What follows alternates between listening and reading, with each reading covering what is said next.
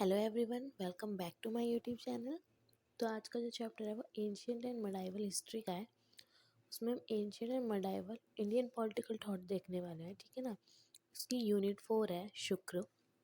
Chapter number 5 शुक्र नीति की प्रामाणिकता पर बहस और शुक्र नीति में राजस्व और राज्य शिल्प की अवधारणा। इसमें दो टॉपिक है। ये शुक्र नीति जो है उसकी प्रामाणिकता पर बहस है कि वो रियल है, क्या है क्या नहीं है। और दूसरा है उसमें जो विचार बताए गए हैं राजस्व के और राज्य शिल्प के, राज्य को किस तरह से होना चाहिए, राज्य की उत्पत्ति कैसे हुई थी, वो विचार उसमें जो बताए गए हैं वो। तो ये नोट्स जो मैंने ना खुद सोल की बुक को पढ़ के बनाए हैं और आपको इससे बाहर पढ़ने की ना कुछ भी ज़रूरत नहीं है। तो ना हम चैप्टर शुरू करते हैं। तो इसमें संतों ने समय के विभिन्न बिंदुओं पर नैतिकता और विश्वासों के अपने मूल सिद्धांतों के बारे में रचनाएं लिखी हैं। उन्हें नीति के नाम से जाना जाता है। तो नीति क्या है? जैसे शुक्र नीति है तो वो शुक्र जी ने लिखी है। तो इसमें नीति बताया गया है कि जो संत थे ना, उन्होंने अलग अलग समय टाइम काल में, मतलब अलग अलग समय काल में ना नैतिकता और विश्वासों के अपने जो विचार थे ना वो लिखे हैं और उनकी रचनाएं बनाई हैं, और उसी को हम नीति कहते हैं जो आज हम फॉलो कर रहे हैं। जिसमें विदुर नीति, चाणक्य नीति, शुक्र नीति सबसे प्रसिद्ध है। हमने चाणक्य नीति तो सुनी ही होगी। शुक्र नीति सार हिंदू राजनीतिक चिंतन पर एक आवश्यक कार्य है, ठीक है। राजनीतिक चिंतन पर लिखी गई है ये। और हमारे जो राजनीति की विचारधारा है वो मनुस्मृति और शुक्र नीति से ज़्यादा, मतलब हमने बहुत कुछ सीखा है इससे।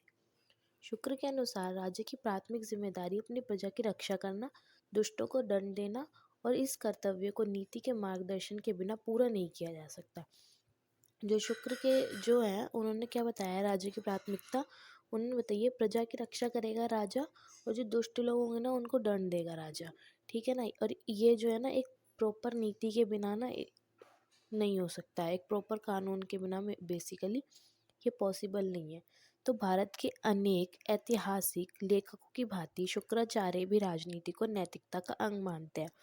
मतलब और जो और जो ऐतिहासिक लेखक है ना वो भी ना राजनीति को नैतिकता का ही अंग मानते हैं, वो इसको अलग नहीं रखते इससे, ये भी उसी का ही अंग है। तो शुक्राचार्य कौन थे, तो हम उनके बारे में थोड़ा सा जानते हैं, फिर आगे इनकी नीतियों के बारे में पढ़ेंगे।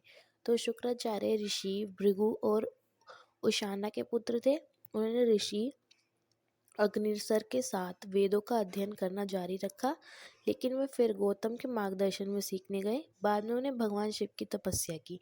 वो पहले तो उन्होंने अग्निरस के साथ जो है ना वेदों का अध्ययन किया। फिर उनके जो पुत्र थे ब्रह्म ब्रह्म करके उनका, पर फिर उनसे ना वो नहीं हुआ उनका, मतलब कि वो उनके साथ कोऑपरेट नहीं कर पाए। तो वो फिर है ना ईर्ष्या के भाव से, तो फिर वो गौतम बुद्ध के मार्गदर्शन पे गए और उसके बाद उन्होंने शिव जी की तपस्या की। शिव जी की तपस्या करने के बाद उनको मिला संजीवनी मंत्र। ये वो मंत्र था जिससे वो मरे हुए लोगों को जिंदा कर सकते थे, ऐसा बोला जाता है। तो बृहस्पति, ब्रह्म बोला था मैंने, सॉरी, बृहस्पति पवित्र देवों के गुरु माने जाते हैं, और शुक्राचार्य ने ईर्ष्या से असुरों की असुरों के गुरु की भूमिका निभाई। वो देवताओं के गुरु बने, तो ये इनसे ईर्ष्या मतलब जलन होती है, तो इसलिए उन्होंने असुरों के गुरु वो बन गए, वो दानवों के गुरु बन गए, अपोजिट। तो शुक्र नीति में उन्होंने सत्ता और सत्ता के पदों पर बैठे व्यक्तियों को, जैसे एग्जाम्पल देता हूँ, राजाओं और शासकों के लिए नैतिक मानकों और विनियमन की एक प्रणाली बनाई। तो शुक्र नीति में क्या है, जो सत्ता में बैठे हैं, जो शासन कर रहे हैं ना, राजा हो गए, उनके लिए कानून बनाए कि उनके क्या क्या कर्तव्य हैं, वो सब उन्होंने बताया है उन्हें।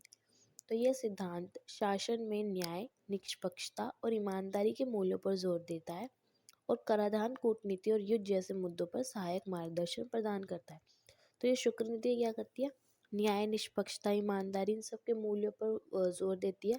इसके ज़रिए कराधान, मतलब कराधान के क्या क्या नियम होंगे, टैक्स बोलते हैं, टैक्स के क्या क्या नियम होंगे, और युद्ध की क्या क्या कूटनीति होगी, मतलब किस तरह से वो अपना युद्ध जीत सकते हैं, किस तरह से वो अपना शासन बनाए रख सकते हैं, अपनी प्रजा की रक्षा कर सकते हैं, वो सब इसके अंदर होगा।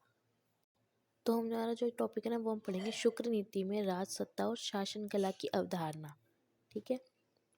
कि उनके क्या क्या नियम कानून थे सत्ता को चलाने के, शासन करने के, राज्य के नहीं, राजा के क्या क्या कर्तव्य थे, क्या क्या उनके कार्य थे, वो बताएंगे हम इसमें।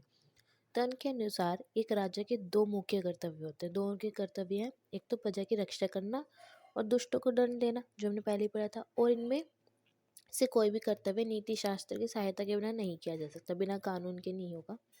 जब एक राजा नीति का उल्लंघन करता है तो हर जगह बुराई प्रबल होती है।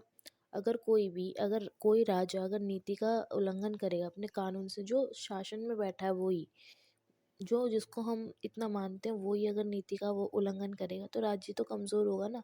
फिर विद्रोह बढ़ेगा, लोग उसके खिलाफ होंगे, तो बहुत ज़्यादा संघर्ष होगा और हर जगह फिर तो तबाही तबाही समझ लो उस राज्य में। तो सेना अप्रभावी हो जाएगी, जो सिविल सेवा असंगठित हो जाएंगे। और राज्य के अन्य तत्व जैसे होते हैं, जो 7 तत्व बताए हैं औरों ने, मनु ने भी, सबने, सारे ऐतिहासिक ने, इन्होंने भी 7 तत्व बताए हैं सेम। तो इनके 7 अंक थे: संप्रभु, मंत्री, मित्र, खजाना, राज्य किला और सेना। तो संप्रभु तो वही है राजा खुद, कोषाधार मुंह होता है, और सेना होती है मध्य क्षेत्र के रूप में। ठीक है, जो हमारा बॉडी का मध्य हिस्सा होता है वो।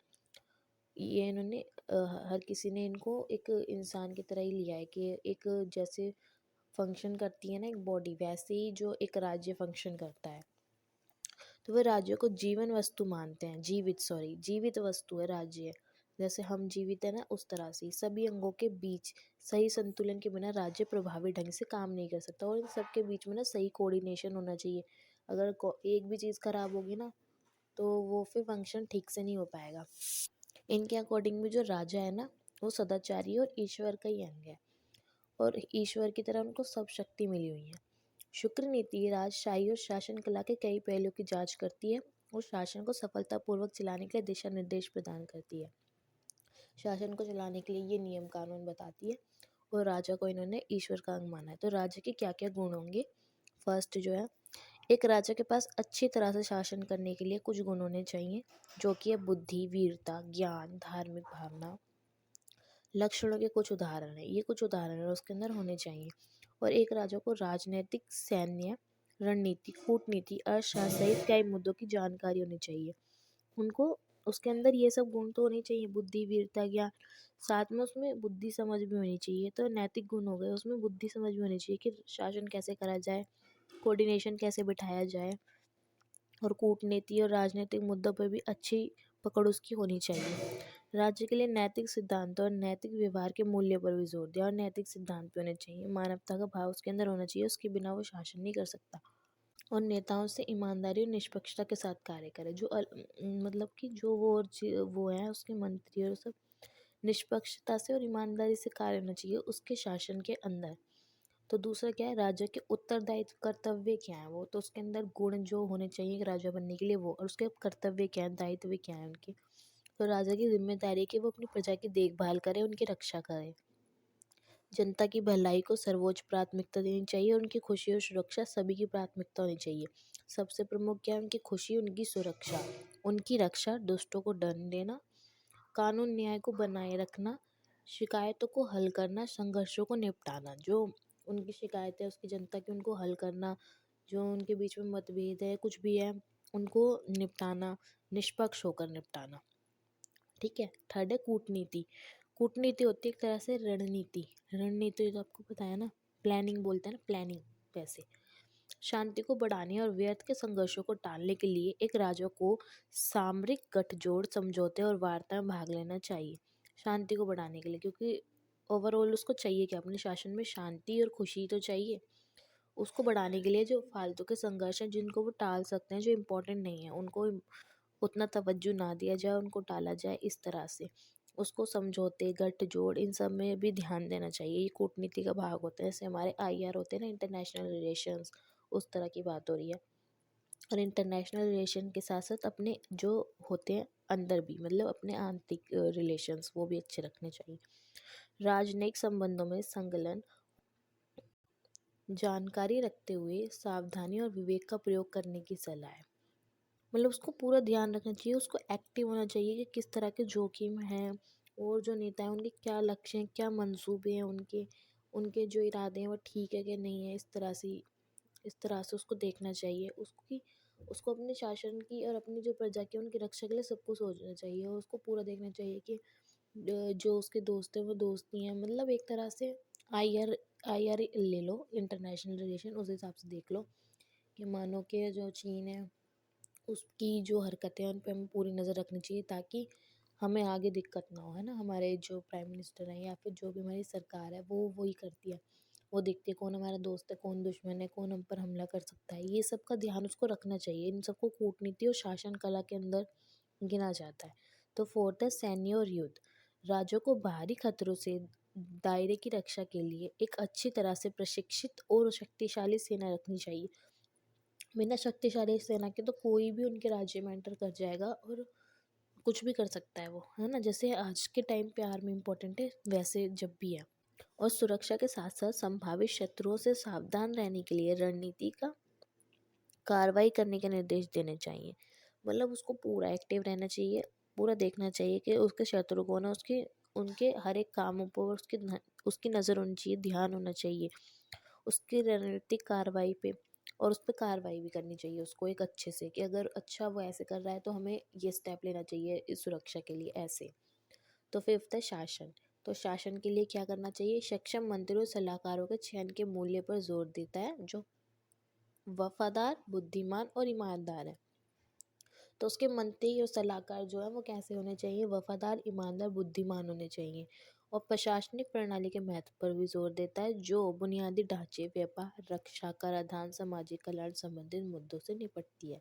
और उसकी जो प्रशासनिक प्रणाली है वो कैसी होनी चाहिए, मतलब उसका पूरा का पूरा एक पूरा सिस्टम होना चाहिए। जैसे हमारे फाइनेंस मिनिस्टर अलग होते हैं ना, टैक्स की जो एजेंसी बोले या संस्थान बोले, वो अलग होती हैं।